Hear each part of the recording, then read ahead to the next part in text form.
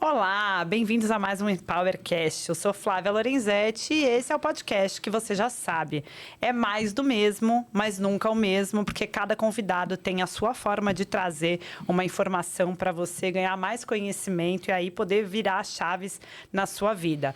Se você ainda não segue o canal, vai lá no YouTube, o canal Flávia Lorenzetti, o Empowercast está lá dentro. E no Spotify você acessa como Empowercast.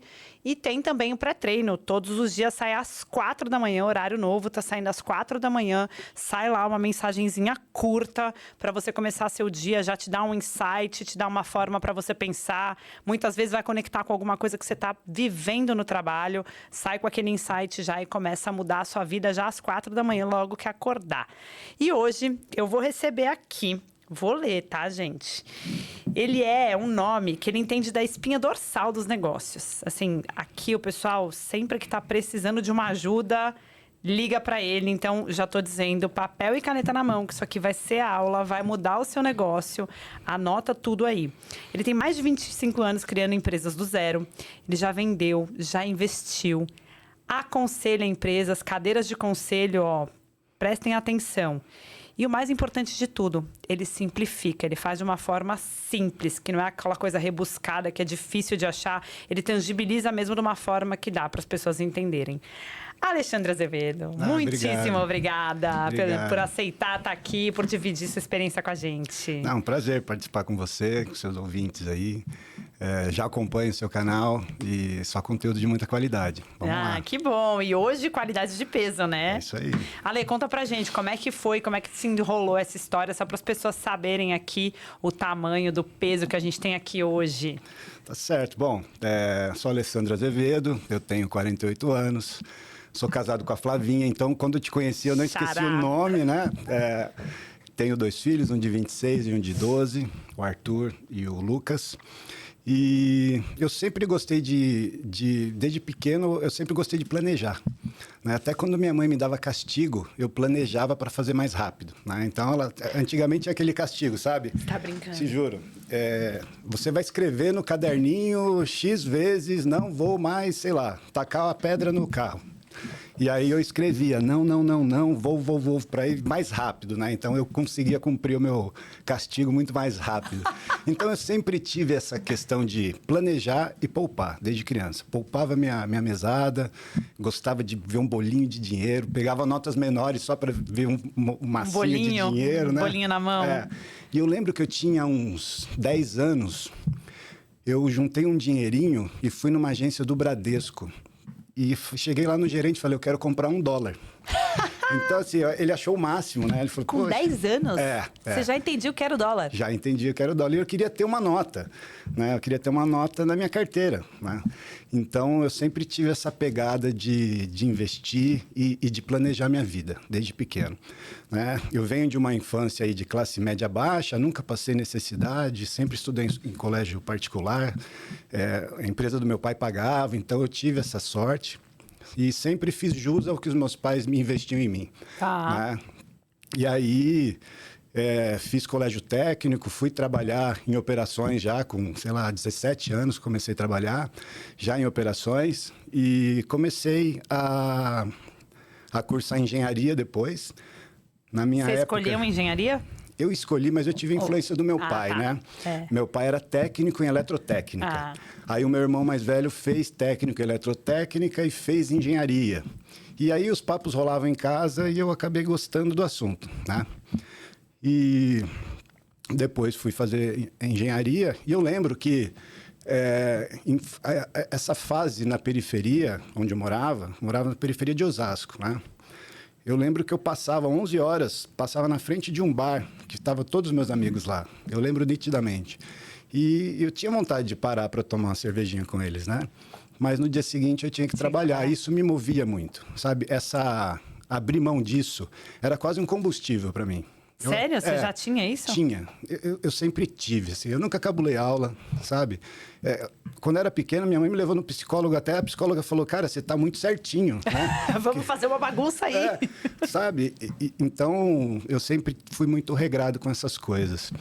E essas minhas escolhas me levaram, né? Consegui depois empregos legais, trabalhei em grandes empresas, então aprendi como funciona uma grande empresa, até que eu comecei a empreender. Né? Cansou da vida de empresa?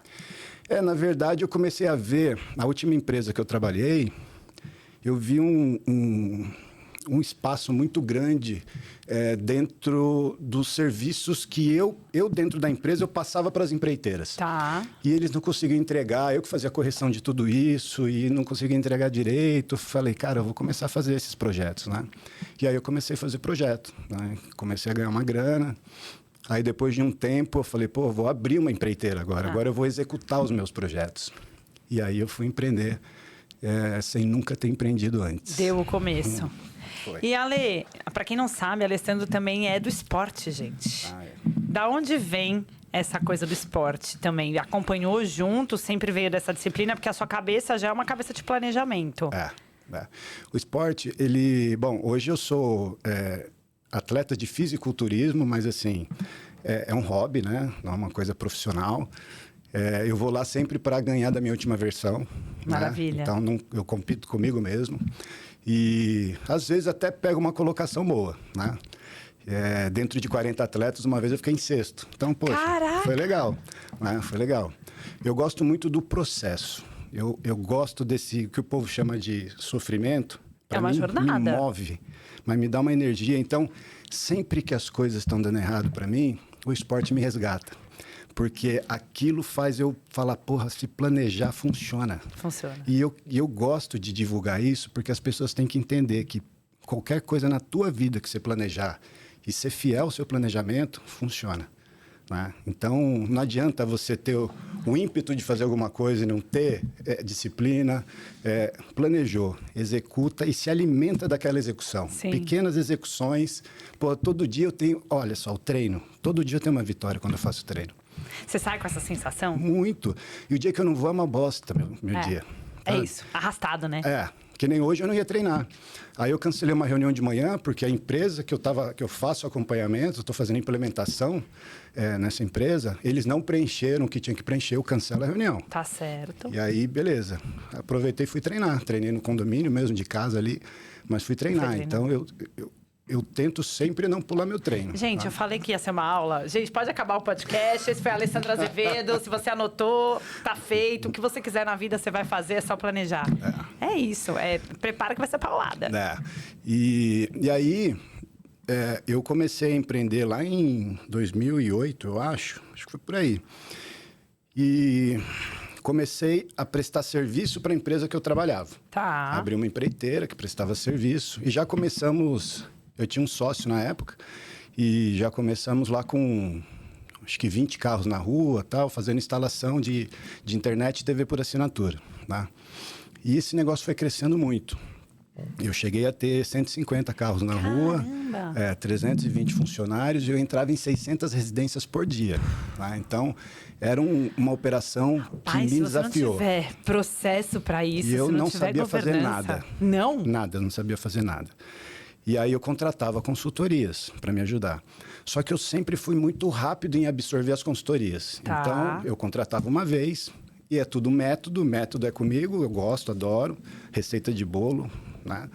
E aí eu aplicava os métodos no ano seguinte. Então, aí eu comecei a aprender.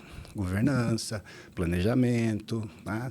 E aí o negócio começou a deslanchar. E aí eu fiquei grande lá, né? Nessa empresa. E aí, depois de alguns anos, eu cometi um erro. Né? Eu investi tanto nessa empresa que eu comecei a ser uma empresa de um cliente só. Né? E aí, minha concentração de faturamento foi o que me... É o que mata, né? Foi Fica o que no me cliente matou. só, a hora que ele para... É isso. Acabou. Então, em um dado momento, eu estava... eu sempre falo que foi um momento muito perverso. Você vai entender por quê. Eu estava negociando minha empresa com uma outra grande operadora. Eles iam comprar uma participação e eu ia construir toda a rede dessa outra grande operadora. Eu ia crescer 10 vezes é pouco. E eu fiz toda a negociação, due diligence de meses, um estresse danado. E aí fui para tudo aprovado, vamos assinar contrato, vamos. Eu estava na recepção dessa empresa para subir, para finalizar o negócio. Para finalizar o negócio. Eu recebi uma ligação de um colega dessa empresa que eu prestava serviço. Falou, cara, eu vou te contar em primeira mão que eu acabei de sair da reunião, você vai perder todos os contratos aqui da nossa empresa. Então, não foi uma coisa que eles sabiam e não foi. Foi uma questão, uma movimentação deles de mercado. Sim. Eles iam internalizar todos os técnicos deles. Estava vindo uma empresa nova do México e tal. E aí eu perdi todos os meus contratos. Meu faturamento foi para zero em uma ligação. Puta, cara, que aula isso. E aí meu bebezinho, né? Porque é a primeira empresa nossa, a gente trata desse jeito, né? E aí foi pro buraco. Ainda consegui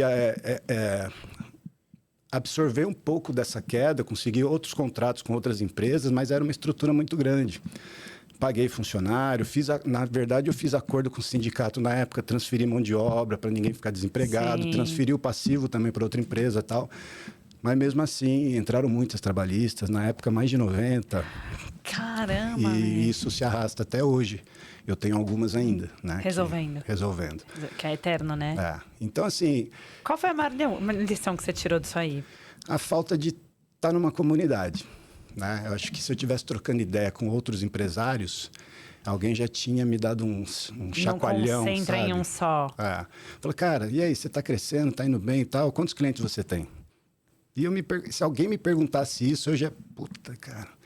E eu estava tão de cabeça na operação que eu não tirei a cabecinha assim para ver depois do muro, sabe? Para olhar em volta. E aí, quebrei. E é uma barra, né? Porque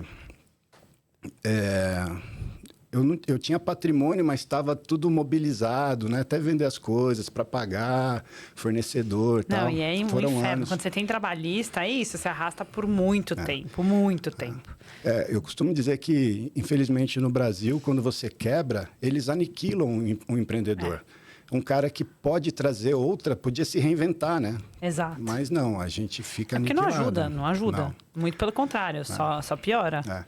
Eu fiquei, Flávia, 6 anos sem me entrar nenhum recurso.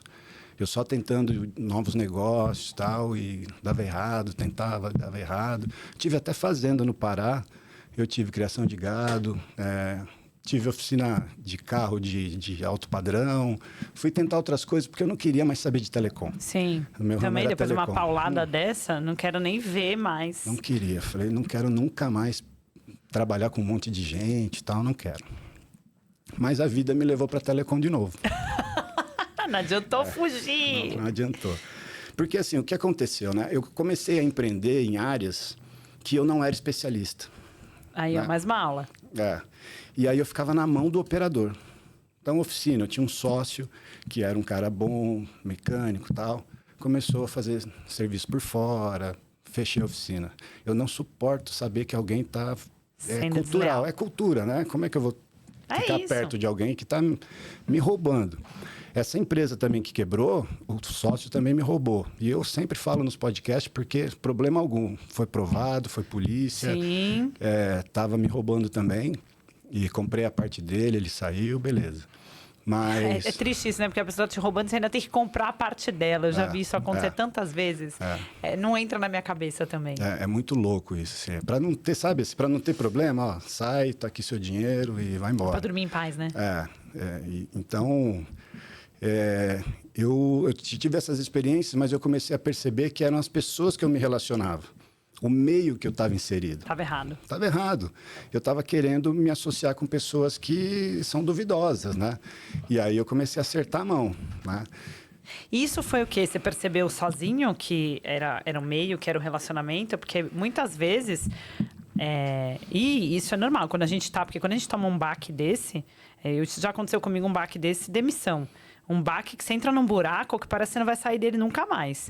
E aí, como é que você fez para perceber que era o ambiente? Porque às vezes você tá nesse buraco, você começa a achar, e aquele carinha que às vezes me desculpa o termo, é um bosta, você acha que ele é alguém, né? Porque você tá tão no buraco, e é uma coisa emocional até que a gente não percebe, que a gente coloca para baixo aquilo que a gente até tem, que hoje, obviamente, a gente consegue perceber. Eu acho que é muito autoconhecimento, né? Eu comecei a fazer terapia, né? Tá explicado. Assim, eu sempre fiz terapia, né? Eu gosto de me conhecer, né? E aí eu comecei a entender. Falei, pô, por que tem dado tão errado essas coisas? Não é possível que é o mundo que está errado. Eu devo estar me posicionando de alguma forma que eu tô trombando toda hora com gente que não presta, errada, né? E, pô, aí eu comecei a mudar um pouquinho, né? Mas, mesmo assim, quando eu, por exemplo, em 2016, eu tinha essa oficina de carro premium e tal, um negócio bem legal, mas peguei o cara roubando e falei, não, vou fechar. E aí um amigo meu me chamou para falar de provedor de internet, né? Olha, tô com um negócio aqui de provedor de internet. Eu tinha saído totalmente do mercado, eu nem sabia que existia essa possibilidade. Mas era um sonho que eu tinha antigo de ter uma rede minha, porque eu construía rede para os outros. E eu falava, pô, é tão fácil construir isso, o pessoal está precisando. Só que antigamente as concessões eram para grandes empresas que tinham grandes obrigações. Você tinha uma concessão, você tinha que cabear uma cidade inteira, ou um estado. Entendi. Então, eu não tinha essa grana, né? Sim, é um capital. E aí a concessão estava na mão da Globo, que era dona da NET, lá atrás, no passado. Tal. Então, eram grandes empresas que era questão política mesmo, né? Para comprar essas concessões. Só que depois foi liberado para empresários cabearem suas regiões, né? Para concorrer com as grandes operadoras.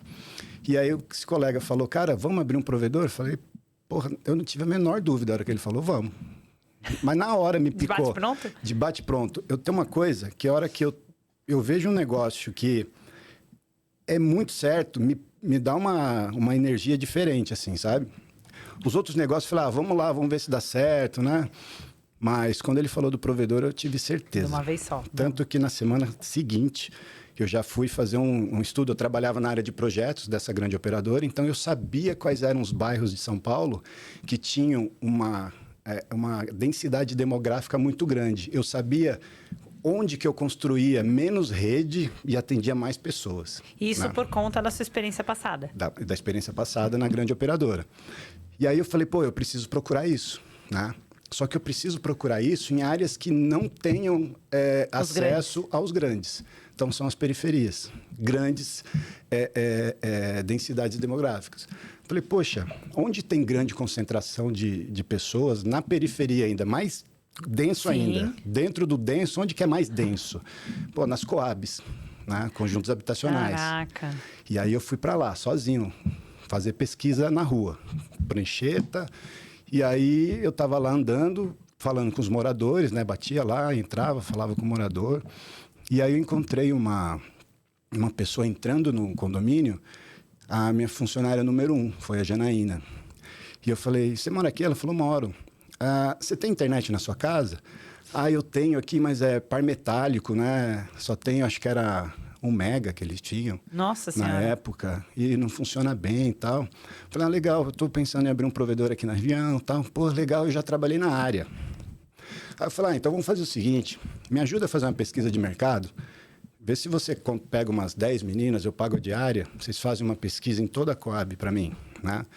E aí foi isso que ela fez. No dia seguinte estava lá com 12 meninas. Caramba! Né? Mas tudo assim, hoje para amanhã. Sim. Não teve história. Pelo jeito você decidiu, Não, eu ia fazer. Vou fazer. Eu ia fazer. E aí saíram para fazer a pesquisa. Pô, se eu tiver uma internet aqui de 30 mega, todo mundo maravilhoso e tal, ela voltou com 2.000 nomes querendo internet. Ou seja, o provedor já nasceu com 2.000 clientes, né? E aí eu com esses amigos, né, cara, vamos? Os caras, vamos? Então tá, tô indo. Beleza. Fui lá, aluguei um lugar. Provedor, o pessoal sempre nasce no meio da comunidade. E eu falei, não quero isso, eu quero nascer com cara de grande, né? Sim. Fiz planejamento de marca, tudo certinho. Com isso, se você a Siri quer participar. A gente vai entrevistar a Siri agora. Vamos ver. A minha outro dia fez isso também. Sacanagem. E aí, eu comecei... Para vir como marca. Para vir com uma marca legal e abrir a nossa sede no calçadão de Carapicuíba. Caraca! Muito perto da Coab ali. e comecei a cabear. Já comecei a contratar data center, já criei o meu data center lá dentro. E os caras, e aí, vamos? Ah, vamos. E nada. Aí eles começaram a ir um pouquinho lá, colocou um pouquinho de dinheiro e eu acelerando. Querendo Chegou ver o num negócio ponto acontecer. que eu falei, comecei a cabear, né? Comecei a instalar. Primeiro assinante foi em fevereiro de 2017, foi a Janaína, foi o nosso primeira? teste. E, poxa, chegou Ela no tá momento... com você, ficou com você até o final? Não, chegou no momento que a empresa vai crescendo, né? E a gente precisa mudar o nível das pessoas ali, né? E aí ela nos deixou. E aí eu comecei a cabear e instalar muito. E esses caras não chegavam junto. Eu falei, cara, ó, quanto vocês colocaram de dinheiro? Eu vou seguir sozinho. E aí segui sozinho. E aí começou um sucesso. Começou a instalar muito e tal. Chegou uma hora, acabou meu dinheiro também. Eu tinha sala comercial, vendi fazenda, vendi gado, botei tudo lá. Chegou uma hora, acabou o dinheiro e eu tinha 600 pessoas aguardando instalação ainda. Aí eu chamei um sócio capitalista, o cara entrou com uma graninha, vendi 30% da empresa por R$300 mil, de graça. Tá? Mas peguei aquela grana, fazer acontecer. Instalei o pessoal. Aí trouxemos mais um outro sócio, que era um grande empresário. Aí ele colocou mais uma grana, crescemos de novo. E fui crescendo com esses dois sócios. E aí eram pessoas de boa índole, já tinha aprendido. Nunca tive problema. Aprendi na marra. E começamos a crescer muito. Chegou um momento, eu comprei a parte de um dos sócios, né, do primeiro que entrou, porque eu queria ir para outras áreas, eles não queriam. Eu falei, cara, eu vou. Nem que eu abra outro provedor lá, mas eu vou. Eu tinha certeza. E um deles não quis, comprei a parte deles. E fui. E foi um sucesso. A área é um bairro chamado Conceição, em Osasco. Tá. Aí eu já estava em Carapicuíba e já estava em Osasco. Meu, esse bairro, quando eu comecei a cabear lá, eu fui com umas empresas para cabear o bairro inteiro, tipo, em 4 dias. Porque periferia é o seguinte, não tem ninguém, não tem nenhum provedor. A hora que você vai cabear, todo mundo quer cabear junto. Então, eu falei, vamos fazer um arrastão, cabear tudo e já sai instalando. E aí veio o pessoal da... Mas olha a sua visão, né? Vamos fazer tudo. Rápido. Presta atenção, é visão rápida. Eu falei sobre isso vindo pra cá, eu fiz um stories, eu falei assim, as pessoas que elas têm sucesso são as pessoas que se antecipam ao problema, aquilo que vai acontecer. Se antecipam ou ao problema ou à oportunidade.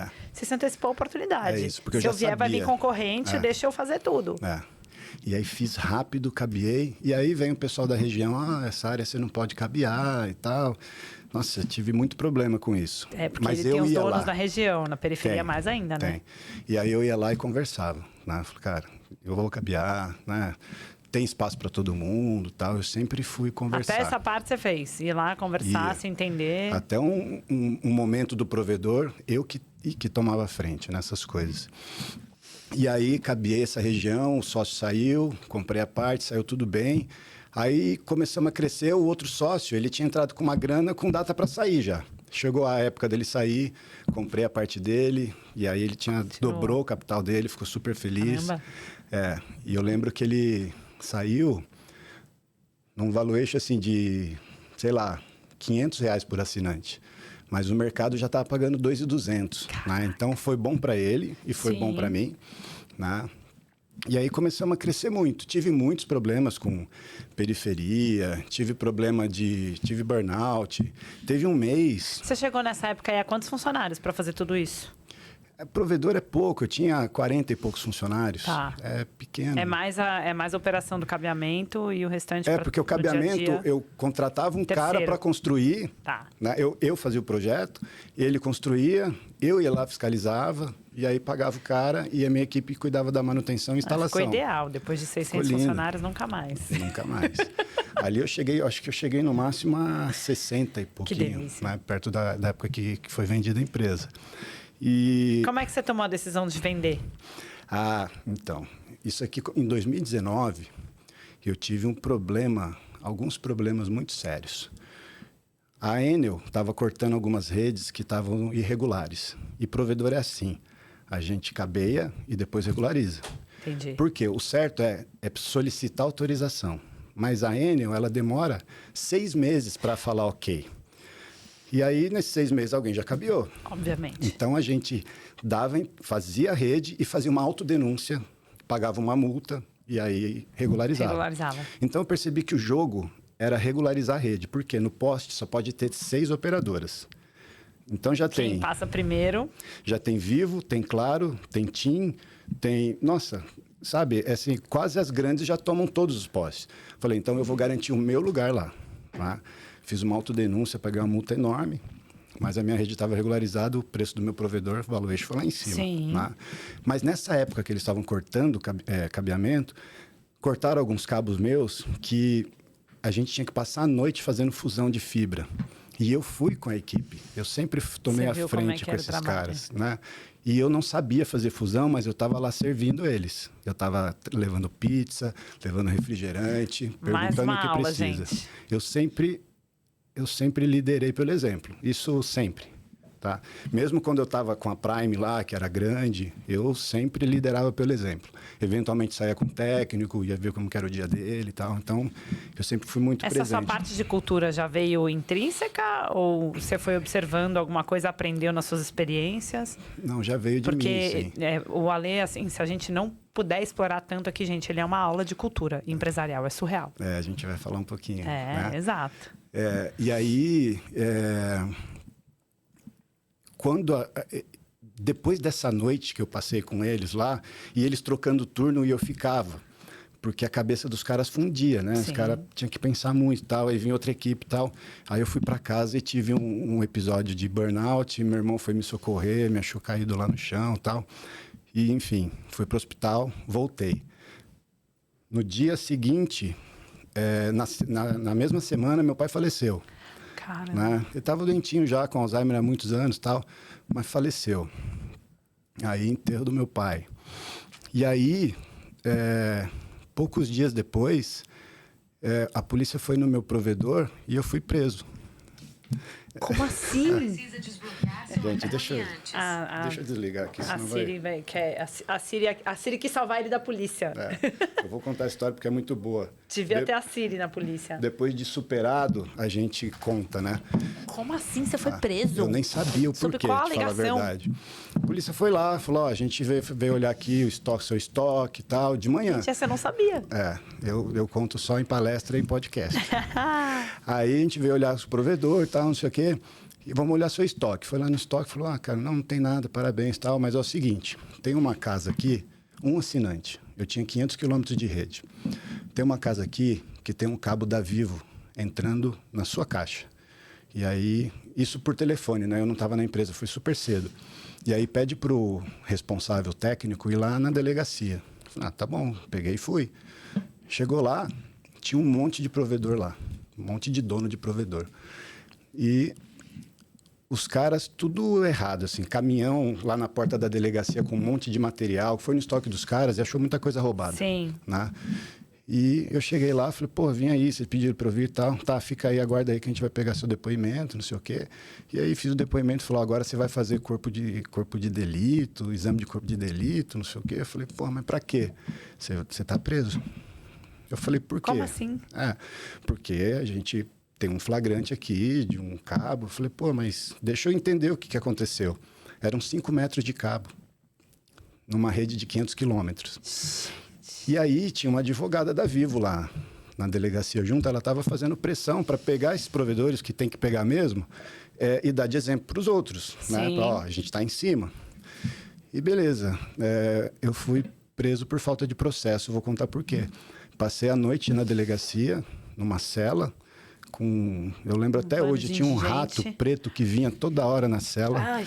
Eu fiquei sonhando com isso semanas depois. E no outro dia saí, né? Mas, pô, andei na viatura, né? Algema, todas essas coisas. Aí ele falou, é procedimento, cara. Eu já sei que vocês não são ladrão, não sei o quê, mas é procedimento, tem que fazer, tá bom. No outro dia eu saí e fui direto na casa desse cliente entender o que aconteceu. Bati lá, era um senhor muito correto.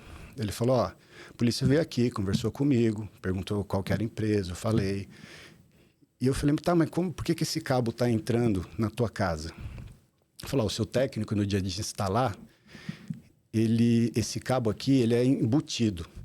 Então, qual que é o processo? O cara devia pegar aquele cabo que é da Vivo, amarrar o nosso na ponta e usar ele como guia e puxar o nosso. Sim. Né? Ele reaproveitou o cabo da Vivo. Ele não seguiu o processo de instalação que estava lá, que é proibido reaproveitar cabo. E por causa disso, eu passei uma noite na delegacia. Então, eu gosto de falar porque a gente tem que passar para o nosso time. Por que é importante seguir processo? E o dono da empresa não pode negligenciar isso. Porque se um dia dá um problema grave desse, que manchou...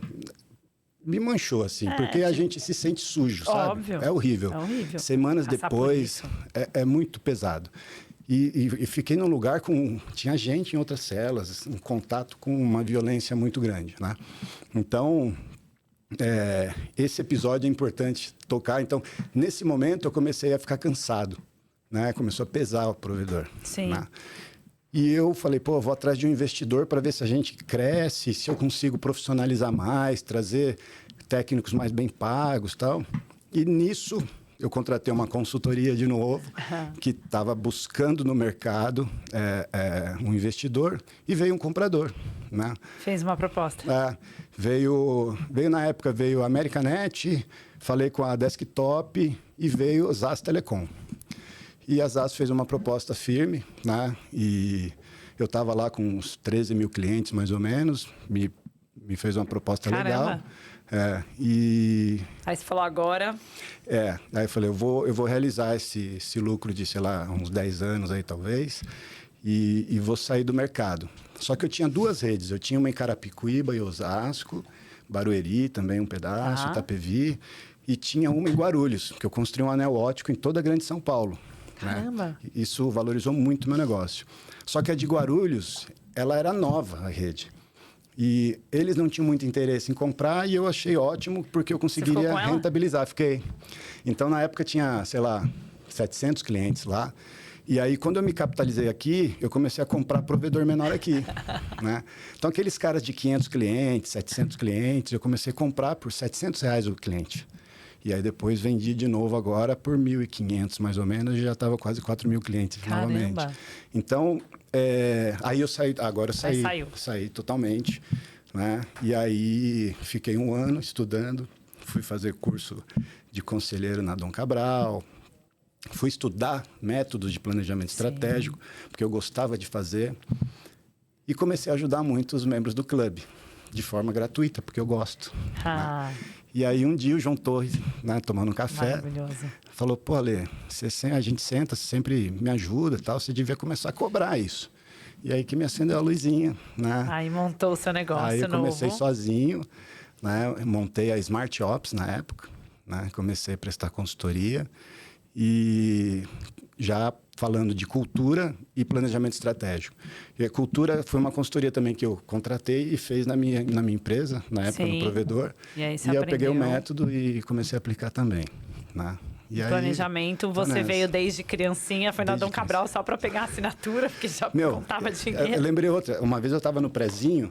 Você lembra que a gente pegava a raspinha do lápis para fazer desenho? Sim. Então a gente pegava a raspinha do lápis e ia fazendo o desenho com a raspinha do lápis. Pô, no prezinho eu desenhava a casinha com cola e jogava o lápis em cima e balançava. Essas coisinhas sempre tive, sabe? Estratégia de processo. Pô. Até hoje eu vou tomar café, eu não mexo o café. Eu ponho adoçante no fundo e aperto o café e já mexe. Sabe essas bobeirinhas?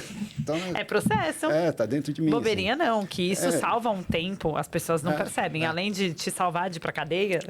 Isso aí. Né? Que assim, acho que esse é um exemplo que se alguém parar pra pensar ainda, às vezes eu tenho, você sabe que na minha construção de carreira, eu tenho às vezes funcionário que olha e fala assim, não, mas tá feito. Eu falo, tá feito, mas tem o processo. Precisa seguir o processo. Essa é a importância do processo. E o processo não dá certo se a pessoa que recebe o trabalho não devolve para o outro, sabe? Ó, o cara me devolveu, tá fora do processo. Devolve. Porque a culpa é de quem fez fora e a culpa também é de quem recebe fora e acata. É isso. Então, a minha grande luta nas empresas é para fazer o cara que recebe ali, né, o que está vindo do processo, fazer ele devolver, porque ele não quer se indispor com um coleguinha, né? E você chegou num ponto bom, que isso é cultura. É cultura. É cultura. Como é que você implanta isso nas empresas? Como é que você faz o trabalho? E assim, muita gente me pergunta, Flávia, mas o que é cultura? Bom, tem algumas máximas, né, que falam que cultura é o que seu pessoal faz quando você não está vendo, que cultura como estratégia no café da manhã, Sim. É tudo verdade, né? E olha só, eu sou engenheiro, nunca gostei de gente, né? Eu não gostava. A empresa minha foi crescendo, sempre que eu tinha um faturamento já para colocar alguém na linha de frente com o pessoal, eu já colocava, porque eu não tinha essa habilidade. Sim. E aí, de novo, terapia e a idade, leitura, muita leitura, começa a ajudar a gente, né? Um livro que mudou o meu jeito de falar e de conseguir as coisas é o do Carnegie. Como fazer amigos e influenciar pessoas. Maravilhoso. Isso é Bíblia.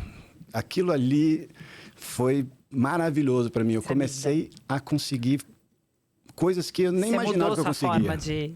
Muito, muito. Eu trabalhei numa empresa há pouco tempo como diretor operacional, fiquei 6 meses lá, de um ex-membro do clube até. E lá eu consegui colocar isso muito em prática, né? Então, a comunicação fluía muito bem, assim, né? E aí, voltando a falar de cultura, eu consegui processualizar um modo de implementar, de criar cultura e implementar cultura. Então, hoje eu tenho um caderno de atividades que eu vou até a empresa e pego só os sócios e a gente... É maravilhoso, quando tem muito sócio, é muito legal, porque a gente... começa a fazer um alinhamento dos sócios. Para onde você está olhando? É uma vitamina, né? Bota no liquidificador E olha só, tem sócio que está junto há 10 anos e estão olhando para lugares diferentes. Um quer perpetuar a empresa, outro quer vender. Então, a gente consegue alinhar isso. Missão, visão, valores, claro. E nos valores, como nós vivemos o valor, como não vivemos. E depois a gente tem os rituais de energia, que são importantíssimos. O que a cultura... a gente faz, né? Eu faço um paralelo da cultura com as nossas relações pessoais. Tá. Para dar certo, você bota limite, né? Relações de trabalho, de amor, de amizade, daqui você pode vir, daqui para cá você não pode vir. É o meu espacinho. Cultura é a mesma coisa na empresa. Funcionário, time, até aqui vocês podem fazer, daqui para cá você está ferindo a cultura. Então, quando eu faço esse paralelo, as pessoas já começam a tangibilizar um pouco, né? E aí, qual que é a contrapartida da empresa? Porque a gente está falando um monte de coisa que o time deve ou não deve fazer. Sim. Né? A contrapartida é o desenvolvimento de individual, o PDI, e os rituais de energia. A comemorar pequenas vitórias, café da manhã com o diretor. Tem uma lista grande que os sócios escolhem, depois a gente vota e vê qual foi o mais votado. Então, assim, é muito transformador nas operações quando a gente começa a fazer os rituais de energia. E o que você faz para fazer o Santo Cristo, eu vou falar até assim, o Santo Cristo abençoado entender que ele precisa fazer aquilo? Porque eu vejo, às vezes, e já ouvi até colegas nossos, assim, nosso meio, falar assim, não, mas eu tenho lá meus valores, está lá na parede. Né? Como é que você coloca isso na cabeça deles de que, gente, não é a parede? Quem mantém isso vivo é o RH. Né? As empresas precisam ter um RH atuante. Ah, mas a minha empresa é pequena. Tá, pega alguém que gosta do tema, então, que gosta de gente, para promover os rituais de cultura, vão manter tudo isso vivo. Porque durante os rituais, a gente vai falando o que pode e o que não pode fazer também. A cultura tem que estar sempre sendo comunicada. Então, quando eu entro nas empresas, eu começo pela cultura e melhoro a comunicação. Primeira coisa. Quais são os canais de comunicação da empresa? Se não tem, vamos criar. Newsletter. Sim. O que a gente vai fazer? Reunião one-on-one. Reunião all hands. Isso é importantíssimo. Né? Dali a gente fala cultura. Né? O que é a cultura? Por que a gente segue aquilo? Sim. E se o dono não viver a cultura, também morre. Então, por isso que não dá... Quando a gente fala que a cultura dessa empresa só está na parede, é porque o dono não vive. Então, ele fala lá que gosta de transparência, mas não quer falar quanto a empresa está faturando. É isso. Né? Então, começa a morrer, fica hipócrita. É isso. Né? E aproveitando, só para a gente pegar um gancho, que daqui a pouco eles vão começar a me chacoalhar aqui, que eu sei, a gente falou de a cultura come a estratégia, você falou, né? A cultura come a estratégia no café da manhã. Me conta mais, Ale, empresa, às vezes a pessoa sai e você sabe, você empreendeu, sai e começa fazendo. Qual que é a importância e qual que é o momento da pessoa fazer um planejamento? E conta mais como é que você faz esse trabalho quando você entra numa empresa. Porque eu conheço empresas hoje grandes que já faturam mais de 10 milhões, mas que nunca fizeram um planejamento. Outro dia eu estava conversando, tem uma empresa que eu estava ajudando eles também. Ela nunca fez um budget. Fatura mais de 10 milhões ano. Então, isso vem antes de tudo, sabe? Tem muita empresa que não tem orçamento anual, né? Assim, que loucura, né? Como que você sabe onde você está gastando demais, o que você tem que economizar? Isso, você já tem que pegar o financeiro da empresa. Porra, cara, você nunca fez isso, você está faturando 10 milhões, desculpa. Ou você vai se formar e se informar o que deve ser feito, porque isso, independente de qualquer coisa que você vai planejar, isso aqui é a espinha dorsal da empresa. É para ver minimamente onde você quer chegar no final do ano. É isso, né? Tem o norte, né? É igual a gente. Quando a gente começa a planilhar cartão de crédito, você fala, nossa, não acredito que eu estou gastando isso com essa bobeira. Né? Agora é a empresa, você anualiza aquele negócio, dá um dinheiro enorme lá no final. Né? Então, isso aqui já é um pênalti enorme para o departamento financeiro. Independente de planejamento ou cultura. Né? Se esse cara não faz, ele está muito mal colocado. E aí, como que a gente analisa, né? Dentro da Vanguard, a gente tem um diagnóstico que é muito rápido de fazer, a gente entende em qual dimensão que a empresa está precisando colocar mais foco naquele momento. Tá. E a empresa tem os momentos dela também. Então, no começo, é futebol de criança. Né? Todo mundo faz tudo. A minha empresa, quando nasceu, todo mundo fazia tudo, mas já tinha as caixinhas separadas. Ele sabia, estou atuando nessa caixinha, estou atuando nessa caixinha. Né? Chegava a transferir ligação, vou transferir para o financeiro. E eu mesmo lá atendia a ligação. Então, as caixinhas eram muito bem desenhadas. Mas eu estava no momento futebol de criança. Então, conforme a gente vai evoluindo no momento da empresa, Product Market Fit, né? Evoluir um pouquinho. Pô, em que momento que eu tenho que estar de tração, né? Agora, eficiência, em que momento? Operacional, né? Então, a gente consegue fazer esse cruzamento e falar, ó, agora qual que é onde que o empresário tem que colocar mais energia? Está aqui na operação, eficiência, né? Então, a gente consegue entender o momento da empresa dessa forma. E é para todo mundo? Porque às vezes as pessoas estão ouvindo a gente aqui e acham, minha empresa é muito pequena. É para todo mundo fazer essa organização? A organização, sim. Né? Quando a empresa é muito pequena, às vezes não cabe um planejamento estratégico, mas cabe uma organização anual, já começar a falar de governança, fazer um plano de negócio. Sim. Ah, mas eu já comecei, não tem problema, vamos ver se você está fazendo cagada. É isso aí. Né? Porque plano de negócio, quando a gente cria para as empresas, que a gente cria também, a gente já começa a ter metas ali, né? Começa a criar metas. Para a sua empresa se pagar minimamente, é isso que você tem que vender. E aí a gente consegue fazer um plano menor, anual, para falar, o que você tem que fazer para atingir esse faturamento, esse número de vendas por mês. E aí a gente consegue. Mas não é um planejamento estratégico, é um planejamento anual. Né? Minimamente uma coisa que você tem que fazer para você não quebrar. É isso aí. Porque eu vejo que tem muita gente que começa a vender e fala assim... Outro dia, minha massagista, ela falou assim, nossa, eu faturei não sei quanto, mas eu não vi a cor do dinheiro. Isso aí. E às vezes vê e não é dela. Então, é muito comum o pessoal consumir, né, capital de giro. Então, a gente ajuda a calcular. Fala, cara, o seu capital de giro esse dinheiro não é seu, é da operação. Né? Ganha um dinheirinho, vai lá comprar carrão. Empreendedor no começo é isso. É isso. Né? Então, a gente ajuda muito nesse sentido, de chacoalhar o cara.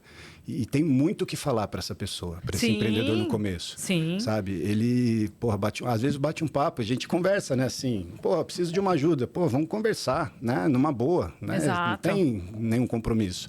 E a gente fala uma bobeirinha. A pessoa não faz nem ideia que ela precisava de tanta coisa. Explode a cabeça, sabe? Assim, então, é muito legal.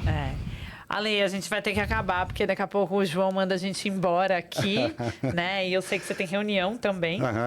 Não, mas ainda daria tempo, né? O meu relógio tá errado, eu acho. Acho que o meu relógio tá meio sem bateria. Mas... Aqui, mas o papo tá muito bom. Exato, exatamente. Antes de ir embora, eu peço sempre algumas coisas. Uma, para você primeiro deixar onde as pessoas te encontram. Onde elas encontram, então, se é Instagram, LinkedIn, onde eles encontram o Alessandro e a Vanguard.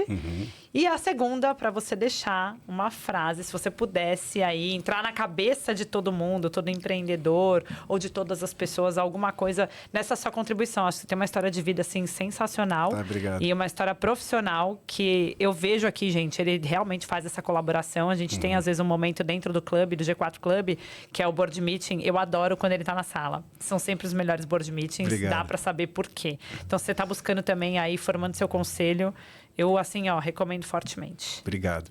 Bom, eu uso uma frase sempre nas operações que eu trabalho. Bom, eu uso duas frases que são muito importantes.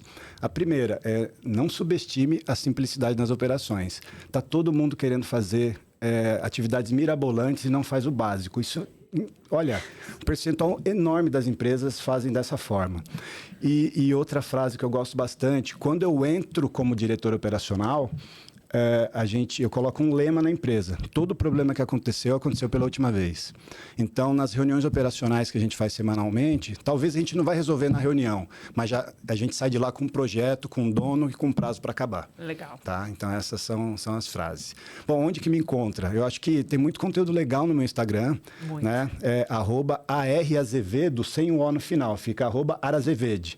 Tá? Então, lá tem bastante conteúdo. E aí, se quiser, meu LinkedIn é Alessandro Azevedo. Tem conteúdo também, eu tenho postado, mas eu acho que no Instagram está mais didático. Sim, né? sim. Está mais legal. Faz você viu aqui, ele realmente, eu falo que é a tecla SAP, simplifica, porque a gente olha, quando você começa a falar de budget, planejamento estratégico, cultura, as pessoas acham que vai crescendo um bicho, assim, né? E você tangibiliza para uma linguagem que a pessoa consegue enxergar e aplicar no dia a dia. Sempre simples. Dá para planejar a empresa no Excel se quiser. Mas tem que querer. Quando as pessoas nos contratam, acabam contratando mais trabalho. A operação, a estratégia, ela é simples, mas é trabalhosa. Sim. Esse é o ponto. E tem que fazer, né? Senão vai quebrar. E tem que fazer. Ale, muitíssimo obrigada. Obrigada mesmo. Adorei. Acho que a gente pode depois marcar um para falar só de cultura. Eu tô dentro. Eu vou gostar desse. Conta Vamos comigo. fazer? Vamos. Fechado. Tá marcado. Já eu vou marcar com ele a data que a gente vai voltar para falar só de cultura. Beleza. Muitíssimo obrigada. Obrigado, Flavinha. Esse foi o Empowercast. Se você ainda não segue o canal, vai lá, se inscreve, ativa as notificações para receber sempre que sair episódio novo. A gente vai deixar aqui na thumb também todos os dados para vocês encontrarem tanto o Ale quanto a Vanguard, para vocês pegarem. E não se esquece que toda semana, segunda a sexta-feira, tem pré-treino também às 4 da manhã. Vai lá. Gente, me dá um trabalho fazer isso, mas eu faço com muito carinho, muito amor, mas dá trabalho mesmo, tá? Porque eu paro lá, eu penso, não é mensagem colada, não é copiada, não é áudio cortado, é preparado para vocês. Um super beijo e até o próximo.